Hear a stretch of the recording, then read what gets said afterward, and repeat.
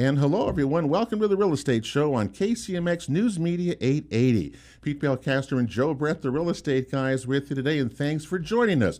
We're both real estate brokers with John L. Scott in Southern Oregon, and we get together with folks like Kelly Skudstad from House Inspections once a week here on KCMX. And we talk all sorts of real estate issues and topics and what's going on. You know, we're in that December time period, which is generally, November, December, the slowest real estate months of the year. But don't think that, and I keep telling this, don't think that that's really happening, because there's a lot of activity going on out there. Last week, I just give these stats. New listings were down by 25 in Jackson County to 46. Pending sales were down also from 78 to 69. Closed transactions were down 83 to 57 last week. So you can see thinning the herd. You can see that winter is beginning to set in here as well. In Josephine County, they were also new listings were actually were up by 20 to 38 new listings in Josephine County. Pending sales and closed transactions generally remain the same, around 26, 25 up there as well. So there's still a lot of activity going on in the tail of our markets. We'll talk about that more as we go along today. Well, in the middle here today is Kelly Skudstad from Housemasters. And, you know, we've been talking about getting your house ready, protecting your house, deferred maintenance. You've gone through it. I've gone through it. A lot of you go through it. I've gotten a lot of reminders the last few shows that we've done of things I should be aware of. And we still hammer it into you. You still got to do it. So, thank you. So, Kelly, thanks for joining us today here on the show. Yes. Yeah. I'm really glad to be here with you guys. Well, you know, now first we want to say Kelly is a caver from Grants Pass. Right. Grew up in Grants Pass. Huh? Proud caveman, yes. With us. Well, we see everybody. Isn't it amazing? All the people, all the years where our guests come from, and how many have circled around, come back around. Yep. Right? Yeah. Okay. Well, first of all, thanks for joining us again. Now, home inspections, we've been talking about those this fall with different inspectors around, trying to get a head around what people can do to get their home ready for you to come in and inspect it, really, or what you're going to do. So just tell us about, first of all, Housemasters. Tell us a little bit about that, because, Joe, this is a little bit different. We usually see an inspector, one person, you know, you doing the business yourself. Right. Housemasters is a little different. Tell us, Kelly, about that and what that actually is. Okay, so Housemaster is a national franchise. They've been in business for about 40 years now. They have 380 franchises and climbing in the United States, and also in parts of Canada as well. It started on the East Coast, and it's grown nationwide, and it's a great company to be with. There are lots of support and great training, all the things that a new business owner would really be appealing. Be appealing to. How'd you find your way into that? Oh, that is a long story. Initially, I just was interested in the home inspection business just through buying a house. We got our home inspected, and I remember when the inspector came, and you know, he went through and did his thing. We got to meet him, and I followed him along, and that was very interesting to me. I thought, this seems like a really cool gig. You know, you get to meet people, you get to be out and about, and so that's really something that got me interested in the home inspection industry. And as far as going with Housemaster, I researched, you know, different franchises and companies to be with, and Housemaster was just they're the top of the line in everything, in my opinion. Well, you're the first that I've actually, maybe you, Joe, I've never run into an inspector from a franchise like this. I mean, we've seen them change into, you know, homes like Hayden Homes, which is a big kind of franchise and things like that or whatever. But home inspections, it makes sense. Like we see in so many others, you get synergy, you get more stability, maybe you get more support. Oh, great support! Things like more training, even, I suppose. Yes. So I can see advantages, you know, for someone doing that. Yeah. Anyway, so tell us how business has been, because we always ask our viewers and everything about how business is. So tell us what you're seeing out there here in kind of mid-December. It's going actually very well right now. There's still a lot of, I think, transactions, people trying to probably finish by Christmas time. So it's been steady. It's been really good. Is most of what you see just home inspections for transactions and sales, correct? Then? Yes. Yes. And what about pre-inspections? Are you seeing any of those? Or just tell us, what are people calling you and what are they wanting you to do? Yes, I've done pre-inspections here in Southern Oregon for people just trying to get their house ready. And it's, due diligence in some people's opinion. And they just want to really know if there is anything major that needs to be fixed or adjusted on their house. So that's typically the pre-inspection side of it. But mostly it's just for your regular home inspection for a transaction. We've talked about sellers that put themselves in the advantage instead of the disadvantage, instead of getting that report back from your buyers. Yes. And they're coming and wanting and needing repairs or need the conditions to be met. You're out in front of it. You can even mitigate some of those and set yourself up for at a lower cost. At a lower cost, you bet. You take care of it, or you fix it beforehand, and it can really save you some money. It'll be better often than the estimates and the reckoning that comes from the buyer's end. Yes, it's eye-opening, isn't it? Yeah, really, it is. It's eye-opening as can be, especially if you know you don't know what to expect.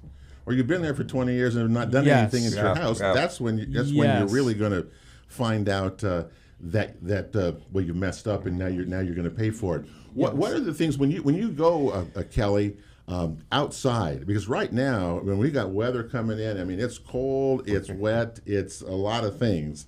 Yeah. And this is the worst time of the year, it seems to me. Yes. And people need to take care of it's cold, then it's warm, and the sun shines down, and then it beats pours on rain for several days and freezes. Yes. It is, it's weather extremes right now. So on the outside of the house, tell us what you see, if you've seen from your experience here, are the big causes of problems for people in the valley? So some big problems that I see, and they're very easy to fix, is starting with the roof. When people have shingles on their roof, a lot of times there'll be exposed nail heads or shingles that were used for the installation, or on vent flashing for plumbing stacks sticking out of the roof. There'll be exposed nail heads, and what can happen is moisture can get into the nail. Under the nail, and then it'll freeze, and then it'll pop up, and then water has now a clear path into your attic, onto your roof sheathing, into your insulation, onto your drywall, on your ceiling, and then you can have some serious issues at that point. And we're not the best do-it-yourself or home improvement guys, but we know that water is your number one enemy in a household, above, below, and all around. Water is water. Public enemy number one. Everywhere. So do you see a lot of, on roofs, because we've talked to roofs in some shows here, missing shingles, missing pieces. Do you see that a lot? I've heard some tile roofs on You will see that. A lot of tile roofs, like in Southern California, they'll have a lot of roofing tiles that have slipped down a little bit, and you'll be able to see the roof underlayment by an inch or so. But, I don't see too many shingles missing, because if you're a homeowner and you're somewhat observant, hopefully you look at your roof when you're pulling up, and you can, I'm missing a shingle there. So it would be wise to go out and take a look at your roof and see if that happens. You see a lot of moss. Moss is bad. What, you talking about moss? I just did my gutters. I just told you the whole north side. My roof was replaced in 2009. So it's right on time. It's right at the time. Their little clumps are really starting to take off, and it's like, boy, green flag in this case. I'd say. How do you get mossy green flag? Moss is not good. I mean, if you have moss on your roof and an inspector comes, he's going to call it out on it, and you're going to have to fix it. You're going to have to get rid of it. But there are things you should and should not do when you do that, right? If you do it yourself, or should you do it yourself? You shouldn't probably do it yourself. Well, if you want, getting on a roof is always dangerous. You always need to be careful. Moss can be slippery. So, if that's something that doesn't really interest you, getting on a roof, then you should probably have it done by a contractor. Will moss destroy the roof, ruin the roof, if you don't take care of it and just leave it there? It can end up growing underneath the shingles, and then you could have some water penetration issues. So say I go up on my roof to watch meteor showers occasionally. So I'm comfortable up there. Are there ways that I can mitigate that moss problem? Or yes, they make some it's like a powder substance, and you can just sprinkle it on your moss. And it'll kind of eat it away, and then you can rinse it off. That's probably one of the easiest ways. You can power wash it. You can power wash a roof. Would you do that? See, I've heard you shouldn't do that. See, I mean, it just depends. It just depends on what you want to do. How smart you are and what you know what you're doing. Yes. Yes. That's probably the biggest thing. Depends on how steep your roof And remember, is. there's also a lot of moss that grows out on sidewalks, around your house, and those types of things. You can get rid of that easily because it's going to be called out by you. You're going to see it, right? Yep. And that's not going to be good. Gutters, to me, are one of the biggest issues that we have in Jackson County because if your roof is not on right, water comes in under the flashing, or if there's no flashing, that's leaves, pine needles. Okay, right? Yes. I just did gutters. I think every house I inspect, pretty much every house, there is always buildup in the gutters, leaves and debris, or a lot of times it'll just be like the granulars from the roofing material. If there is no trees around, it'll build like a good half-inch, caked on the base there, and then that can store water and that can eat away the metal. So it's always good every year. You want to get up there and you want to just clean out your gutters. It's a very simple thing. They get heavy. They pull away. They'll separate and pull away from the roof and let water just drip straight down. Sometimes, really, gutters are a problem. Another problem with the gutters is if they've come away from the house. Right. And this is what I've seen these. Boy, I go around houses, and the first thing you notice, and I'm amazed how many you see where the gutters, they've been there a long time maybe, and the water's coming, doesn't even go into the gutter. If that's happening, you got to fix that, right? Mm-hmm. Yes. Yep. And part of our job with our buyers when we come to a property is we're not expected to have the eye of a contractor, but we're expected to have a certain level of expertise and knowledge and see those things and the red flags. Right. We're to come away from that property and visit with them. And when they bring up things like, "Did you see the roof?" or "Did you see the gutter?" "Yeah, I did." And here, here are the issues that could be with that. So for the sellers, it's going to be looked at very thoroughly, and that's just on the buyer's visit with an agent. Yes. You have the inspector coming beyond that, and that's when it really gets down. Yes. Yeah, and people, well, as when the inspector comes by and says, "Yeah, you were right on all those notions." And there are problems there. And we've been saying, buyers, if you're a seller and you want buyer to pay the price that you're asking, everything needs to be working and everything needs to be in good shape. Yes. And I know people like to say, "Oh, I want to sell it. I'm going to sell it as is."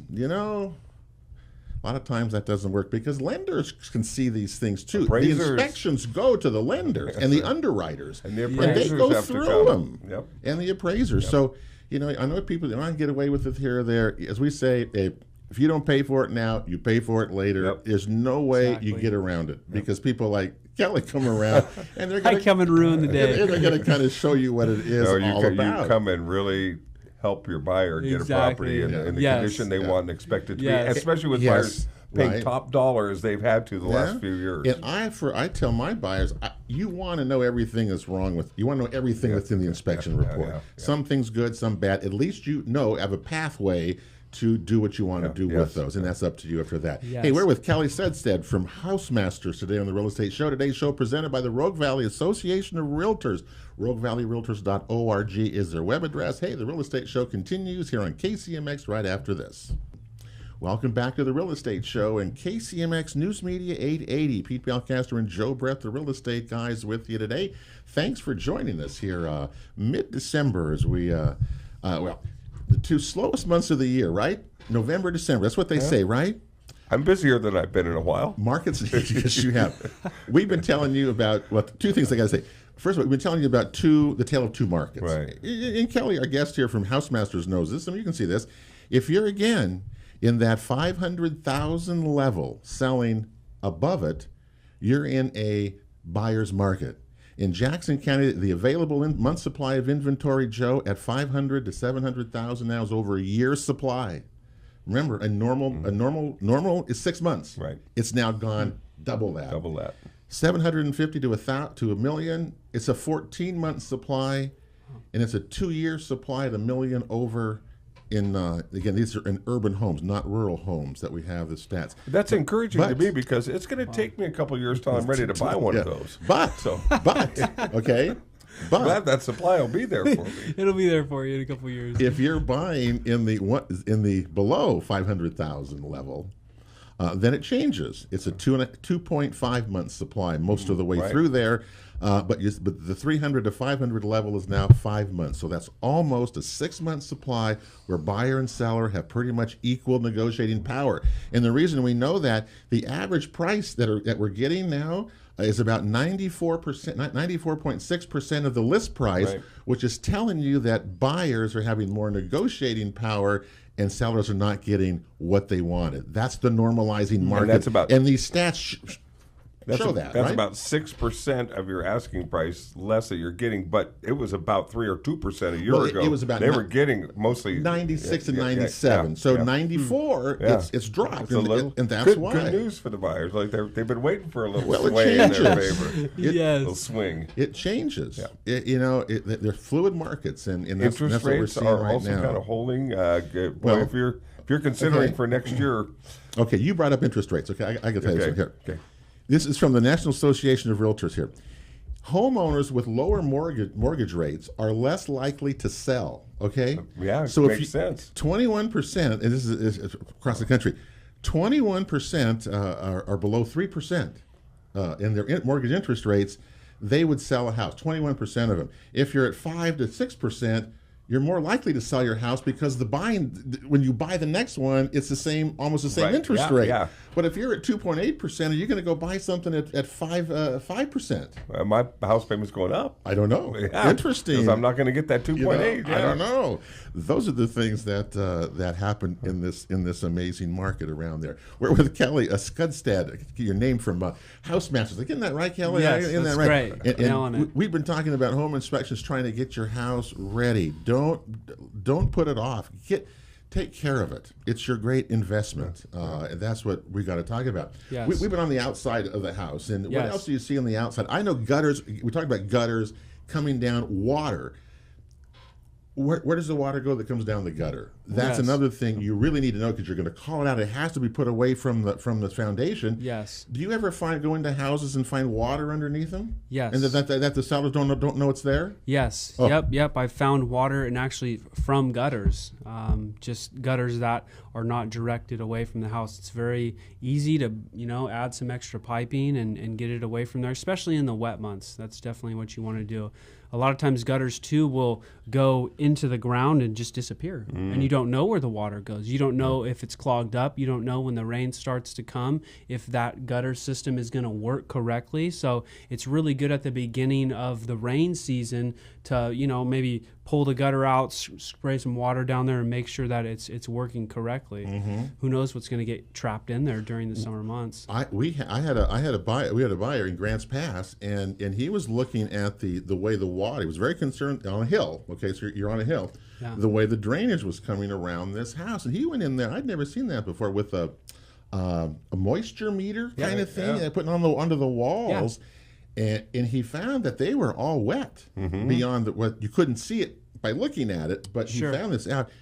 That killed the deal. He did not buy that house because water was just everywhere, actually, coming around the house. It wasn't properly drained away. Yes. And that can be a problem. Boy. Yes, it can. And how do you get the water out of the house? Because no one's going to buy it. I don't care, you sell it as is. If you have water under the house, no one's going to buy it, right? You're not going to buy it. You're not going to buy it. So you got to deal with it and take care of that. And we see that a lot, especially with the rainy season out there. So take care of your roofs and those things, really. To your point, your water comes down out of your gutter and it flows out. When you get really heavy flows, it's got to get a long ways away from the house. I've seen it pool up, just on my little downspouts there. And boy, when it gets really heavy volumes and my gutters are clean, all of a sudden it's just pooling around the foundation of my house again. So get it out, get it away. At least 6 feet. Water's water's not our friend, and mine probably go out about 3 feet off the corner of my post there and stuff. And it needs to be a little more. And you can just use by piping, little extensions, just extend it out and get that water away from the house. It's so easy. It's a simple fix, and if you don't fix it, though, it's such a problem. It's going to cost you so much money. It's such a problem if you don't do it. Yes. When you go inside a house, Kelly, what are the biggest things that you see there that people need to be aware of that you're gonna call out on? What are the things that keep you in business inside the house there? Inside the house, oh man. Well, inside the house, the doors and windows. entries into the house. Those are always very important to have sealed, especially during the winter time. It's easy to, shut the door during the inspection and just kind of run your hand around it, and you can feel where cold air is coming in. That's always something, if you want your HVAC system to run as efficiently as possible. You don't want to be wasting a bunch of Now, how much money. of those did you actually look at and check on these kinds of things, on appliances and infrastructure in the house? Yes, I like to check all windows.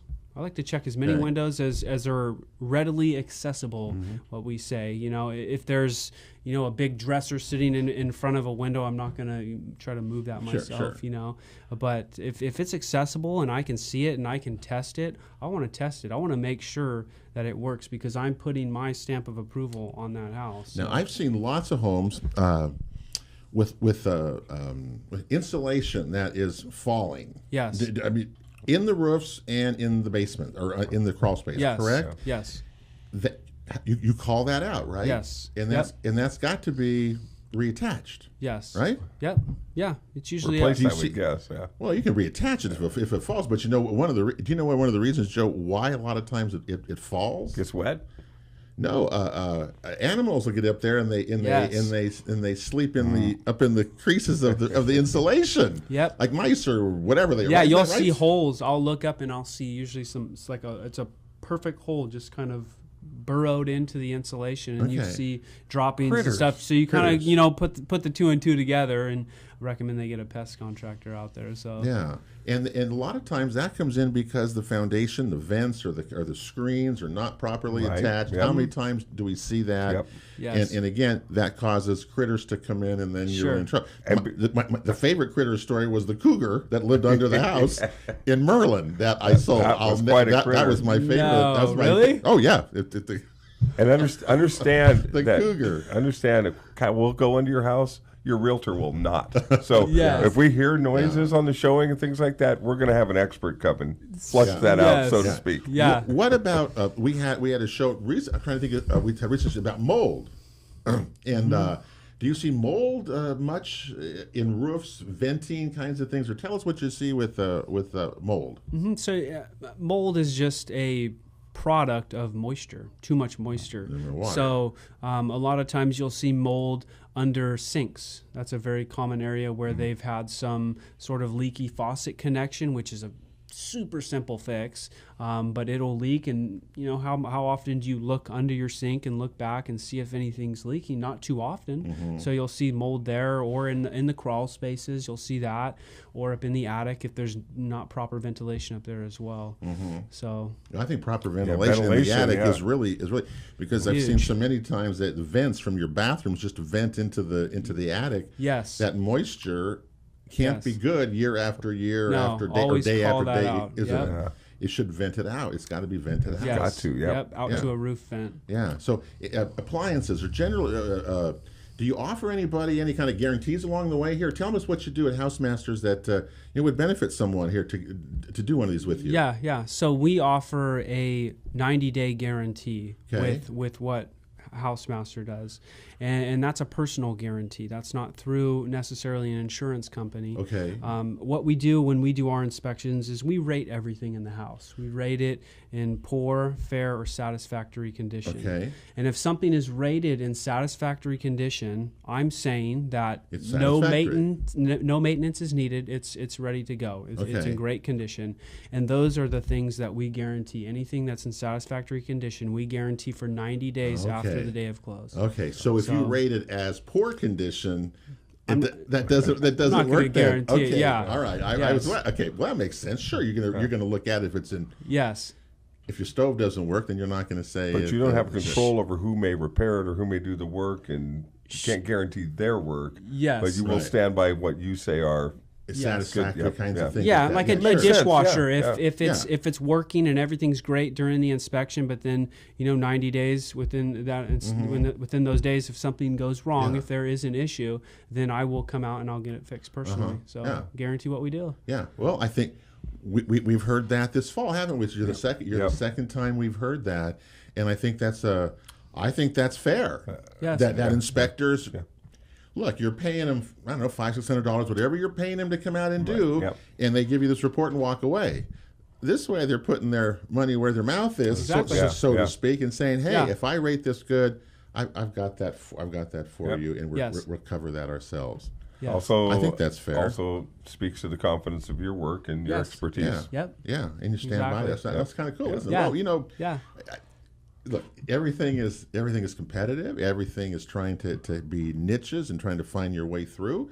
And this is a competitive business, as you all know. Real estate, from brokers, from mortgage lenders, from inspectors to landscapers.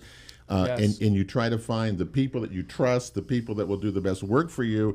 And when you find them, protect your client, protect you and your client. When you find them, but have guarantees and things like this, it makes the whole thing easier. It does. It truly does. As we go, because this is not an easy thing to do. As we know, when we buy and we sell, it's the biggest investment that you make, and you want to make sure that you do it right all the way through. If you bought a home if you bought a home in 2014, okay, and you will have earned about 3% a year, Joe, on that investment. So if you bought a home, if your home value was $400,000, okay, on January 1st, by 2024 you will have gained equity of $63,000 in that house. And remember, a couple weeks ago we talked about the difference of home ownership and renters, and how the average renter had reduced to $5,200 a year, while the average homeowner was at $231,000 just in net value overall. The whole thing. Yeah. These are all kinds of things. You're gaining equity by having that home, and the predictions are 3% growth for the next 4 or 5 years. And look at the market. We are just kind of normalizing back from where we've had 10 double-digit growth in Jackson County. Too much. For several years now. But that was an adjusting market as well. But boy, did it roar back. Yeah, and people are coming here, and that makes lots of business for people like Kelly as well. That's right. Because this is a beautiful place, and let's face it, people still want to come here. We've got a break coming up here. Got a final break. We're coming right back here. We're with Kelly Skudstad from House Masters here. Today's show presented by the Rogue Valley Association of Realtors. We're right back after this. Welcome back to the Real Estate Show here on KCMX News Media 880. Pete Balcaster and Joe Brett with you today. Check out any of our past shows at realestateShowOregon.com. You can sign up for our newsletter. We got all sorts of really cool information about the real estate market throughout Jackson and Josephine counties, and we hope that you'll participate with that. Things are hot. December is always an interesting month to me, and there's still a lot of people. I've had an open house. Okay, I have a beautiful listing at 3753 Creekview. I've had over 60 people. Wow. In 2 open houses. 60. Yeah. Wow. That's amazing for to this me. time of in the year, December. That's surprising. Yeah. And